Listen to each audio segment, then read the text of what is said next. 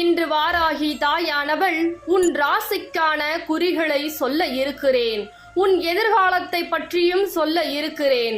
அதில் என்ன நடக்கப் போகிறது என்பதையும் நான் சொல்ல இருக்கிறேன். அதனால் என் தங்க பிள்ளையே, உன் ராசியை தொட்டுவிட்டு இந்த வாராகி தாயின் வாக்கை முழுமதுவாக கேட்க வேண்டும்.